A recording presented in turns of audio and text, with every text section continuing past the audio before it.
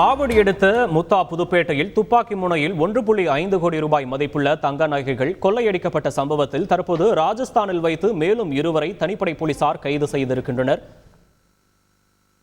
இது தொடர்பான விவரங்களை செய்தியாளர் கார்த்தி வழங்க கேட்போம். கார்த்தி, வணக்கம். இந்த கொள்ளை சம்பவம் தொடர்பாகவும் இந்த கொள்ளை சம்பவத்தில் தற்போது கைது செய்யப்பட்டிருக்கக்கூடிய நடவடிக்கை தொடர்பான விவரங்களை பதிவு பண்ணலாம். வணக்கம். ஆவடி அடுத்த முத்தா புதுப்பேட்டை எல்லை நகர் பகுதியில் வசித்து வருவர் பிரகாஷ். இவர் கிருஷ்ணா ஜுவல்லரி என்னும் நகைக்கடை நடத்தி வராரு. இவரது கடைக்கு கடந்த ஏப்ரல் 15ஆம் தேதி வந்த 4 மர்ம நபர்கள் பிரகாஷிடம் துப்பாக்கியை காட்டி கை கால்களை கட்டி போட்டுவிட்டு தாங்கள் கொண்டு வந்த பையில் சுமார் 1.5 கோடி மதிப்புள்ள தங்க நகை, 5 லட்சம் ரூபாய் பணம் ஆகியவற்றை கொள்ளையடித்து தப்பிச் சென்றார்கள். இந்த விவகாரத்தில் தனிப்படை அமைத்து தேடுதல் வேட்டையை போலீசார் துவக்கினார்கள்.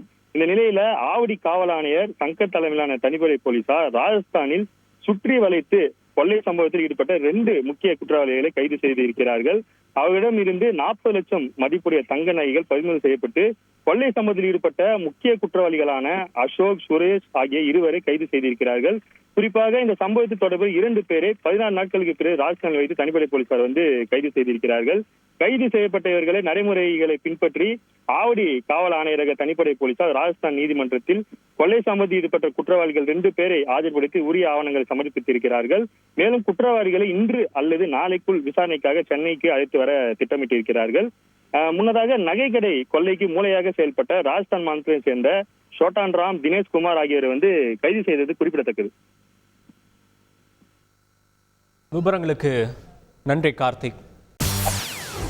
செய்திகளை உடனுக்குடன் தெரிந்து கொள்ள உடனே சப்ஸ்கிரைப் பண்ணுங்க.